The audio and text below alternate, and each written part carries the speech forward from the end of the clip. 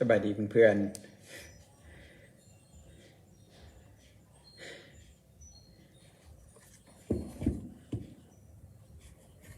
ปึ๊บสบายดีผู้เงินสบายดีผู้เงินมื้อนี้ก็สิมาเราประสบการณ์หล่อมากครับลุงตู่โอ้ยหล่อใส่อากาศเปลี่ยนแปลงแล้วเด้อเนาะอยากให้เพื่อนๆได้รักษาสุขภาพเหมือนกันแน่นะ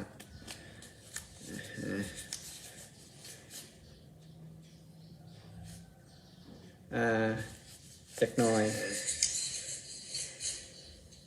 กันเด้อกำลังพับผู้ที่ส่งผลเข้ามาแลน46 กิโล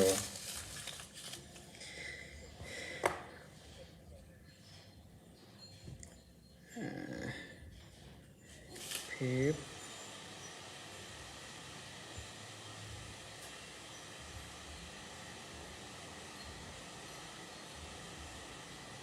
ใช่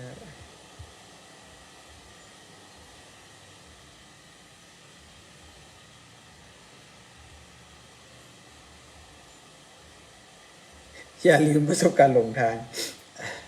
แมนไอ้พวกเงินอย่าลืมเด้อแต่ว่าตุพุทธบ่ได้หลงเนาะไอ้พวกเงินโอเคยังหน่อยเดี๋ยวขาเวลาน้อยหนึ่งเนาะขอเรางานแข่ง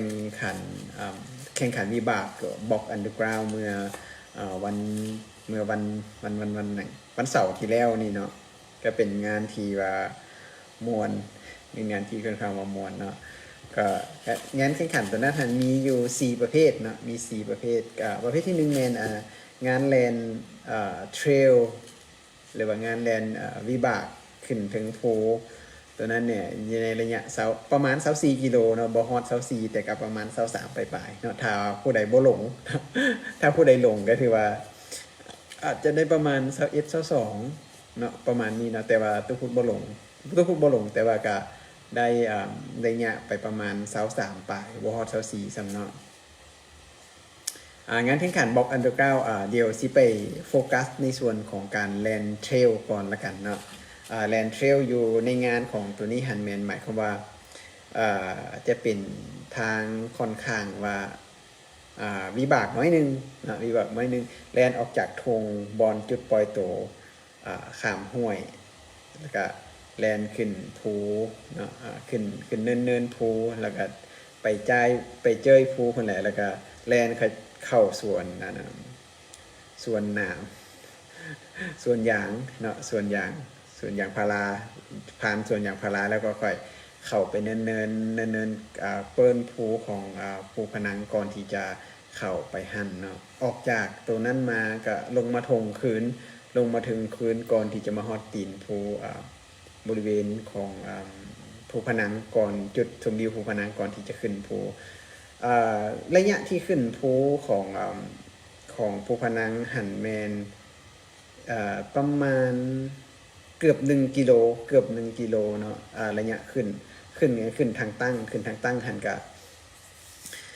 ขึ้นทางตั้งก็ได้ถือว่าต้องใช้ความพยายามหลายสมควรเนาะในการที่จะขึ้นไปฮอดจุดสูงสุดแล้วก็ไต่ตามสันภูไปฮอดจุดชมวิวอีกบาทหนึ่งแล้วก็ลงจะจุดชมวิวหันเนาะสวัสดีอ๋อน้องตูสุริยเดชเนาะน่าเสียดายเนาะน้องตูสุริยเดชเกิดหลงทางเลยก็เลยอยู่ในรอบที่2ก็เลยขอ DNF ตัวเองบสั้นนี่น้องตูน่าจะติด1 ใน 5แน่นอนเนาะ โอเคเราต่อหลังจากที่เขาขึ้นไปฮอดจุดชมวิวของภูผนังบอนที่ฮิตที่ว่าคนไปเดินกันหลายๆแล้วไปเบิ่งไปถ่ายรูปจุดนั้นนะลงมาลงขาลงกับสันค่อนข้างว่าสันฉะนั้นคนที่แลนลงก็ต้องมีความชำนาญในเส้นทางพอสมควรแล้วก็น่าจะควรจะได้รับการฝึกในการที่จะแลนลงภูสันแบบนั้นแล้วก็ค่อนข้างว่าอันตรายเนาะฉะนั้นอย่าหาเฮ็ด ถ้าว่าบริซ้อมมาดีอย่าหาเฮ็ดเพราะว่าอาจจะล้มแล้วก็เกิดอาการบาดเจ็บได้นะส่วนทุกคนก็แลนลงตามแบบซ้อมมานะแลนลงได้ก็ค่อนข้างว่าทำเวลาได้ดีในตอนที่ลงตอนขึ้นท่านก็แทบว่าจะค้านขึ้นเลยนะเพราะว่ามีบางช่วงบางบอนที่ว่ามันเป็นภูมันสันแล้วก็บางช่วงให้มันเป็นช่วงที่ไม่ไผ่มันตึบหนาอันนี้แนวทางสินั้นน่ะคนนั้นบ่ค่อยไปขึ้นเนาะทางขึ้นฝั่งนี้ฮะฉะนั้นมันต้องได้ค้าน ต้องได้ค้านไปก็ถือว่าจบฮอกทำอิฐหันลงมาฮอดหลุมสำหรับผู้ที่แลนเทรล24กิโลเมตรจะบ่ได้เขาว่าบ่ได้ผ่านด่านอีหยังมีแต่ว่าต้องทำเวลาให้ดีที่สุดเนาะซึ่งทางผู้จัดทำอิฐเพิ่นนี่บอกอันเดอร์กราวเนาะเพิ่นจัดให้แม่น4 ชั่วโมงเนาะสำหรับคนที่แลนเทรล24กิโลต่อมาเพิ่นฮอดมื้องานแล้วเพิ่นว่าเพิ่มอีกชั่วโมงนึงเป็น5 ชั่วโมงเพราะว่าย่านหลายคนบ่จบ อันนั้นแหละก็ฮอบทำอิฐทุกคนมาฮอดก่อนเนาะเริ่มสตาร์ทฮอบที่2เนาะตามมาก็เป็นแก้วไททานิกนะแล้วเหตุการณ์หลายๆอย่างมันเกิดขึ้นอยู่ในฮอบที่2เพราะว่าอันนี้มันสำคัญหลายเพราะว่าถ้าเฮาหานักเรียนที่บ่ศึกษาเส้นทางดีๆนะพยก็มีการหลงแน่นอนเพราะว่ามีหลายๆคนหลงแล้วก็ต้องเสียเวลาต้องกลับคืนย้อนกลับคืนไปเพราะว่าบ่ซั้นเฮาจะบ่ได้ผ่านเช็คพอยต์ก็ถือว่าเฮาจะชนะเฮาแพ้ฟาวว่าซั่นซะฉะนั้นสิ่งหนึ่งที่อยากจะย้ำเตือนเนาะไอ้ผู้เงินเด้อ น้องตูสุริยเดชพยายามศึกษาเส้นทางเนาะศึกษาเส้นทางก่อนที่จะแข่งมือแข่งนะถ้าเป็นไปได้เนาะเฮาบ่ถ้าเฮาบ่คุ้นเส้นทางเฮาบ่เคยมาลองต้องมาเบิ่งเส้นทางการแล่นก่อนเนาะจริงๆผู้จัดเพิ่นจัดให้แม่นมือก่อนมือแข่งหันเพิ่นจัดให้มาให้นักแล่นมาเซอร์เวย์ทางก่อนหันอยู่ในประมาณช่วงบ่ายของวันนั้นหันแต่ว่าปรากฏว่าบ่มีใครไปเนาะก็เลยมีแต่จำนวนหนึ่งที่ได้ไปทุกผู้ทันดีอย่างหนึ่งแบบตั้งแต่เดือน9ที่ผ่านมาหันแมนที่ว่าเพิ่นจะจัดหันเพิ่นยังบ่ได้จัดเพิ่นก็เลยเฮ็ดการเซอร์เวย์ทางเส้นนี้ทุกคนก็เลยไปนำเพิ่นไปกับทีมเพิ่นไปหมายทางนะก็เลยฮู้เส้นทางก็เลยบ่หลงนะก็เลยบ่หลงเข้าเส้นชัยเป็นอันดับที่2เนาะทุกคนเข้าเส้นชัยเป็นอันดับที่2แล้วก็ส่วนอันดับที่1แม่นแก้วเนาะแก้วไททานิกอันนี้บ่ว่าจะทางเรียบทางภูนี่ผู้นี้ถือว่าสุดยอดหลายเนาะแก้วก็ถือว่าเป็นผู้ชนะเลิศในงานนี้ไปส่วนทุกคนก็ถือว่าได้อันดับ2ของงานได้รางวัลกลับมาที่ไว้เห็นจับ2อันเงินมี1รางวัลบ่แม่นเงินทั้งหมดเด้อสิบอกก่อน มันแม่นมันจะมีเงินสดอยู่เนาะมันมีเงินสดอยู่แล้วก็มีกิฟต์วอเชอร์ของทางผู้สนับสนุนแล้วก็กิฟต์วอเชอร์ที่เป็นให้เล่นฟรีอยู่บ็อกซ์ซันเดอร์เก้าใน10 ครั้งนี่นะกับจริงๆทุกคนก็ต้องขอบใจในส่วนของบ็อกอันเดอร์กราวที่ว่าได้ให้โอกาสทุกคนไปลงแข่งขันในงานครั้งนี้เนาะเพิ่นหมายความว่าเพิ่นอนุญาตให้ฟรีว่าซั่นจ้ะให้โควต้ามาฟรีไปแข่งกับไปญาติเอารางวัลของนักแข่งท่านอื่นซ้ำ เนาะก็ต้องขอบใจอนงขอบใจโค้ชเอเนาะแล้วก็ทีมของบ็อกซันเดอร์9ทุกคนที่ว่า ได้ทุ่มเทเฮือแฮงจัดงานนี้ขึ้นมานะรวมทั้ง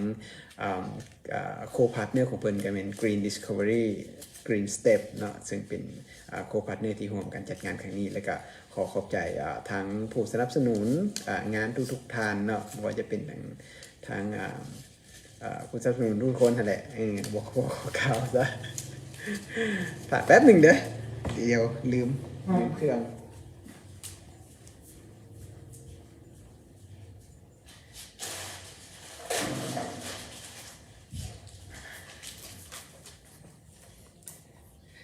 ลืมรีไวฟ์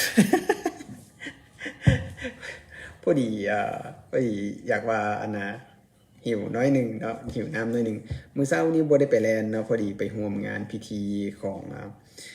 งานเปิดให้บริการเวียงจันทร์โลจิสติกพาร์คอย่างเป็นทางการอยู่ที่ท่านาแรงนะเป็นบริษัทหนึ่งที่ว่าอยู่ในเครือของบริษัทที่ตุพุดเฮ็ดเวียกอยู่นะก็เป็นโปรเจกต์ที่ดีนะหวังว่าโปรเจกต์นี้จะสร้างธุรกิจสร้างสาพัฒนาเศรษฐกิจต่างๆของเฮานี่ให้มันได้ดีขึ้นแน่นอนเนาะเพราะมันจะเสื่อมต่อทั้งรถไฟทั้งเอียงต่างๆด้วยเพื่อนๆโอเคแล้วหัวข้อต่อมาที่จะเว้ากับแม่นตัวนี่แหละตัว challenge ของchallenge ของวันชาติ40ครบรอบ46ปีนะวันชาติถึงผ่านมาเมื่อวันที่2ธันวาคมที่ผ่านมาเนาะครบรอบ46ปีทุกคนก็เลยคิดอยากจะมีอีหยังที่มันพิเศษให้แก่เพื่อนๆนักแลนเนาะก็เลยจัดเป็นช็อตโน้ติสขึ้นมาเนาะให้นักแลนสามารถเก็บระยะ2มื้อก็คือวันที่1กับวันที่2ให้ครบ46กิโลเนาะปรากฏว่ามีน้องกลุ่ม Power Pop Girl พลังขาแห้งอีดีเนาะสำหรับน้องมีน้องเป๋าน้องนูแล้วก็น้องเมเมเนาะทั้ง3น้องนี่ก็ถือว่าเป็นคนที่เฮ็ดสำเร็จพิชิตภารกิจ46กิโลภายในวันที่1เนาะเพิ่นเริ่มแล่นตั้งแต่ประมาณบ่าย 4:30 นจนเที่ยงคืนเนาะก็ถือว่าสำเร็จ46กิโลอันนี้ถือว่าต้องสมเสยคารวะอีหลีเด้เพราะว่าทั้ง3น้องนี้ล้วนแล้วแต่เป็นคนที่แข็งแรงแลนดีนะแลนดีแล้วก็แลนไก่เป็นประจำขอสมเสยเด้อเป็นน้องๆที่ได้รับเสื้อทั้ง3ตัวเสื้อที่มีธงชาติลาวนะทั้ง3ตัวจากตัวพูดไปเนาะซึ่งเสื้อดังกล่าวก็ได้รับการสนับสนุนจาก Levi's และก็ Evo เนาะ Evo Store เป็นคนสนับสนุนนอกจากนี้ก็มีเพื่อนๆที่ส่งผลการแลนเข้ามาเนาะส่วนหลายเขาเจ้าก็แลน2ครั้งเนาะแลนมื้อวันที่1แบ่งแลน2ครั้งมื้อวันที่1แล้วก็มื้อวันที่2จบเนาะเขาเจ้าแลนจบแล้วเขาเจ้าก็ส่งมาเนาะซึ่งตัวพูดเห็นว่ามันมียังมีโควต้าพอมีโควต้าอยู่เสื้ออีก2ตัวฉะนั้นตัวพูดก็เลยจะมาจับสลากมอบให้นะจับสลากมอบให้คนที่ส่งผลการแล่นของตัวเองเข้ามานะโฮมกับทุกคนในงานนี้นะจริงๆก็บ่ได้หลายนะเพราะว่าหลายคนคือสิอยากจะพักผ่อนเมื่อวันชาติเขาเจ้าก็เลยบ่ส่งผลก็จะมีอยู่6คนเนาะที่ส่งมาดังนั้น6คนนี่ก็ทุกคนสิจับเนาะจับว่าเป็นผู้ใดที่จะได้ไปเสียลาวอีกคนละโตเนาะคนละโตสิจับกันเลยเด้อขอคนก่อนปรึงขอจับมันเลยแล้วกันเนาะคนทำอีทีได้เสียลาวเนาะจาก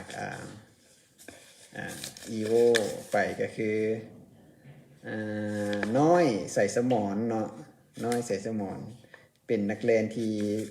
แลนเก่งแลนประจำเนาะเป็นแฟนเพจของทุกคนคือกันนะเป็นแลนเพิ่นแบ่งแลน2มื้อเนาะมื้อทำอีทหันประมาณมื้อทำอีทเพิ่นแลนตอนเช้าแล้วก็ตอนเช้าตอนแรงประมาณ6กิโลนี่แหละแล้วมื้อต่อมาหันเพิ่นก็ส่งจำนวนที่เหลือมาเนาะน้อยได้เด้อทำอีท ผู้ยังเหลือผู้ที่สองเบิ่งว่าผู้ใดสิได้ปึ๊บป้อมมีซื้อเฮาบ่เพิ่นน่ะเพิ่นบ่ได้ส่งเจ้าบ่ได้ส่งผลการแล่นมาเจ้าบ่ได้มีสิทธิ์ลุ้นเด้อ เฉพาะผู้ที่ส่งมาส่งซื้อมานะจับผู้ที่สองเนาะมาสิแม่นไผรุ่นน้ำกันคนที่สองเป็นสุริศักดิ์เนาะสุริศักดิ์เด้อสุริศักดิ์จึงเป็นนักเรียนข้างแห้งจากทั้งหลวงพระบางแต่ว่าตอนนี้เพิ่น เพิ่นย้ายมาเฮ็ดเวียกอยู่ประจำนครหลวงแล้วเนาะสำหรับสุริศักดิ์นะ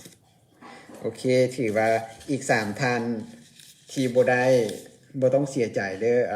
เดี๋ยวอาทิตย์หน้าเดี๋ยวตุ๊กพุทธสิมีชาเลนจ์อาจจะเล่นแบบบ่ได้แบบ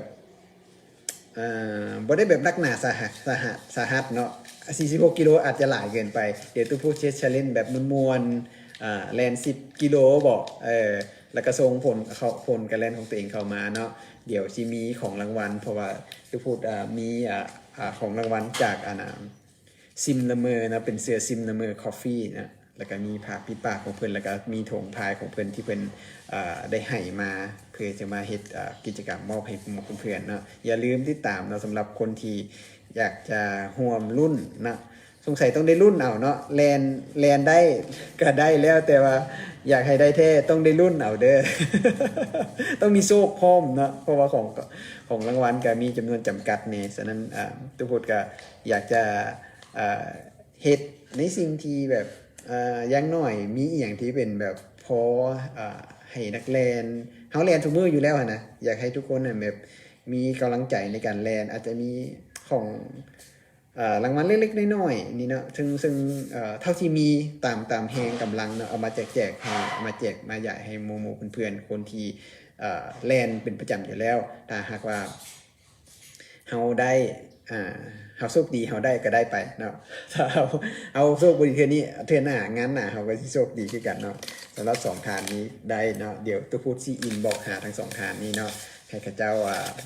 แจ้งขนาดเสื้อกับเจอของตัวเองมาเนาะเขาเจ้าสิใส่เอาเบอร์ใดเดี๋ยวตัวพูดสิอินบอกหาเขาเจ้าเนาะโอเคสิ่งหนึ่งที่ตัวพูดอยากจะอัปเดตกับแม่นจะเพื่อนๆจือได้บอกว่าปี2020เนาะบ่แม่นเอา2019เนาะบ่เป็น2020เนาะ2019เฮาคิดว่าเฮาสิมีงานเวียงจันทน์ International Marathon อยู่ในเดือน12แล้วก็เฮาสิมีงานของ Photon Half Marathon อยู่ในเดือน12คือกันซึ่งปรากฏว่าย้อนพิษโควิดเนาะพิษโควิดก็ยังบ่หายไปจากเทื่อเนาะแล้วก็แถมประเทศเราเขาก็เริ่มมี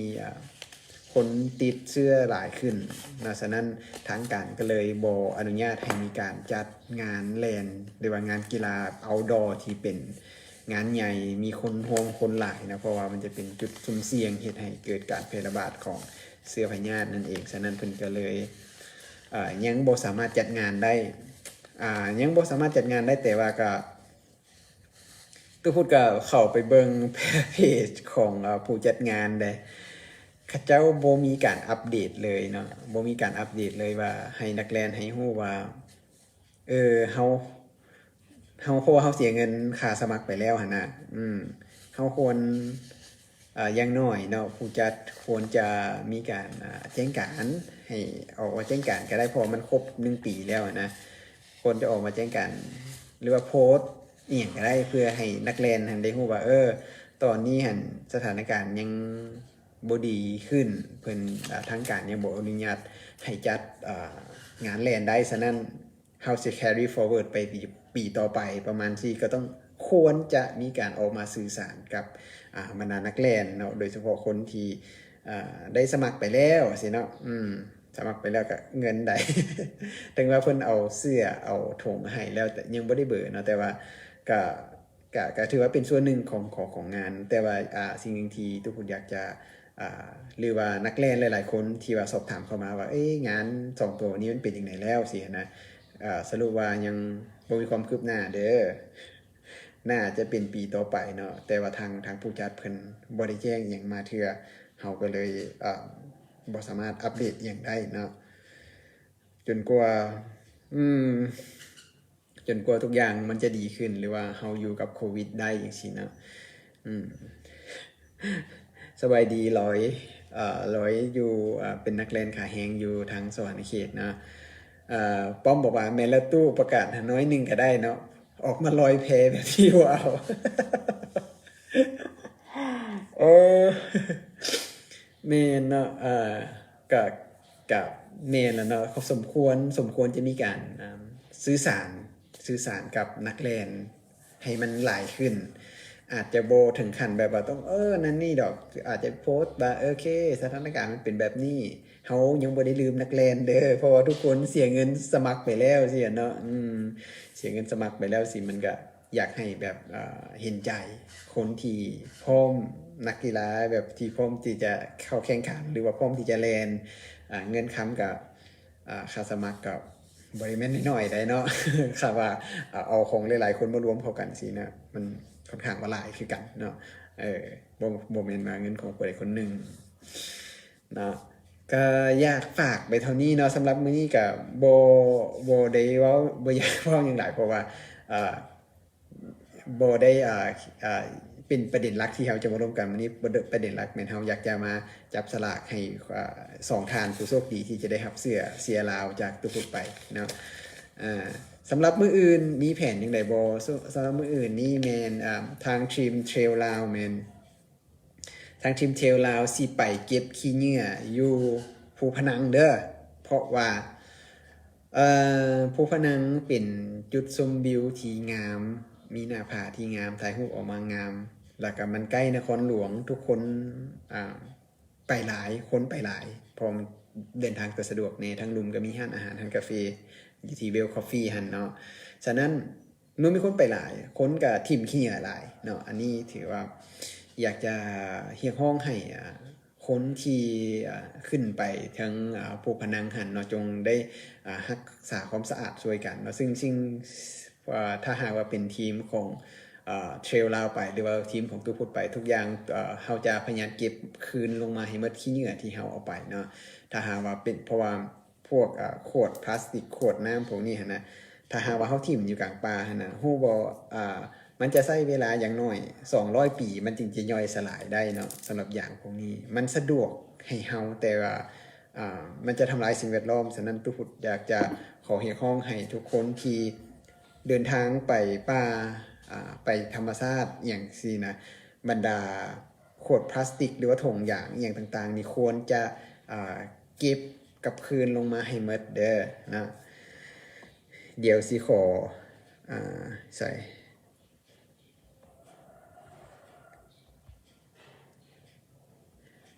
สิขอเอาดึดโอ้ยฉันไลฟ์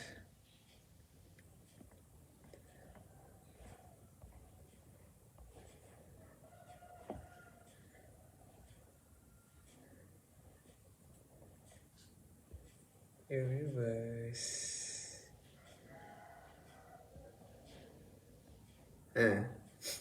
ขอล้มในดูทีมนะทีมท่าแขกเป็นยังไงช่วงนี้ล้มได้บ่ ล้มได้บ่ป้อมเพราะว่าเห็นว่าทีมที่แอคทีฟอยู่ต่างแข่งแมนเท่าที่ตุพุทธติดตามมาเนาะทีมที่แอคทีฟแมนอยู่หลวงพระบางแล้วก็ทีมที่อยู่ท่าแขกแข่งขมวนนะแล้วก็มีในส่วนของทีมที่อยู่ปากเซก็แอคทีฟคือกันเขาเจ้ามีกิจกรรมการเล่นของเขาเจ้าอยู่ตลอดนะสงสัยป้อมบสะดวกที่จะมาไลฟ์ลมกับตุกพูว่าเป็นอย่างเนาะว่าเป็นอย่างเอาสั้นๆเนาะสำหรับมื้ออื่นถ้าหากว่าท่านใดที่ไปโดยเฉพาะเพื่อนๆที่อยู่นครหลวงเนาะเพื่อนๆที่อยู่นครหลวงถ้าหากว่าท่านใดที่ไปขึ้นภูพนังนะอยากให้ถือธงยางใหญ่ไปได้หน่อยนึงจะแล้วก็เต้าโฮมประมาณ 6:30 นอยู่ที่เวลคอฟฟี่หั่นเนาะแล้วก็เริ่มย่างออกไปเนาะ เริ่มย่างออกไปแล้วก็เก็บขี้เหงื่อตามทางแล้วของเทรลที่ขึ้นไปฮอดหน้าผาแล้วก็กลับลงมาแล้วก็ต้องเอาคนขี้เหงื่อกลับลงมาร่วมกับทีมเทรลลาวด้วยซึ่งมื้ออื่นนี่จะมีทีมเทรลลาวก็จะมีวิจัยถึงเป็นหัวหน้าทีมเนาะแล้วก็มีเพื่อนๆโมที่ว่าเป็นในสมาชิกของทีมเฮาจะไปเฮ็ดกิจกรรมเก็บขี้เหงื่ออยู่ภูผนังฉะนั้นผู้ใดไปมื้ออื่นถึงว่าบ่สวยเก็บแต่ก็อยากให้เก็บของตัวเองนะน้ำขวดน้ำดื่มขวดอย่างที่ตัวเองถือขึ้นไปนะเอาลงมาคืนเอาลงมาคืนเด้อ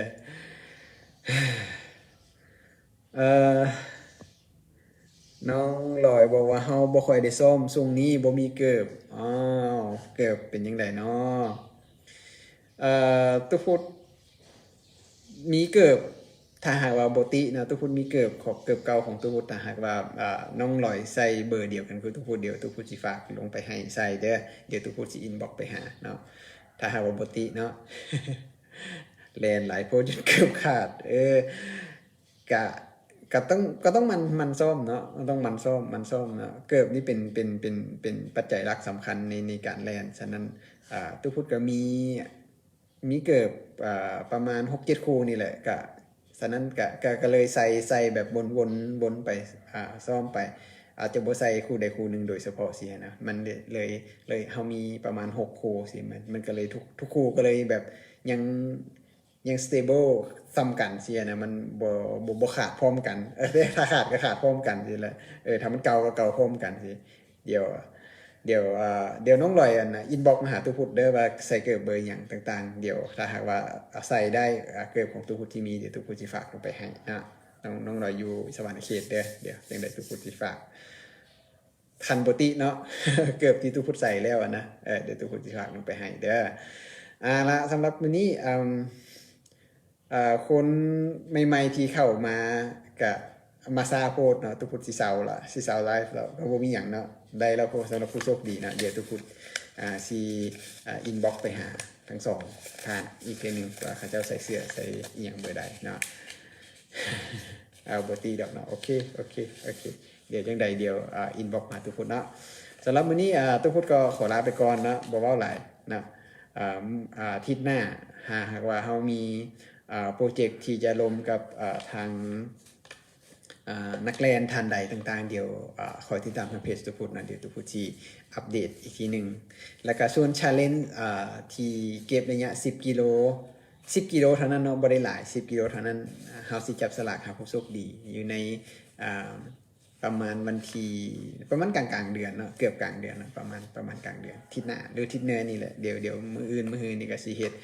โปสเตอร์ประกาศออกเนาะในการที่จะซิงเอาของรางวัลจากทางซิมละเมอคอฟฟี่นะสำหรับมื้อนี้ตุ๊กพุทธขอลาไปก่อนเพื่อนๆมีหยังก็อินบ็อกซ์มาหากันเด้อ แล้วก็ถ้าหากว่าแลนก็อยากให้แลนด้วยความระมัดระวังเนาะแลนอยู่ในสวนเนาะถ้าหากว่าแลนตามทางก็ต้องระมัดระวังเบิ่งรถเบิ่งรางเนาะอย่าแลนอยู่ข้างทางเนาะให้แลนถึงฟุตบาทเนาะบ่ต้องแลนไว้หลายเพื่อรับประกันความปลอดภัยของเฮาเองเนาะและก็ผู้ที่ใช้ทางร่วมกันสำหรับวันนี้ทุกคนขอลาไปก่อนเนาะบ๊ายบาย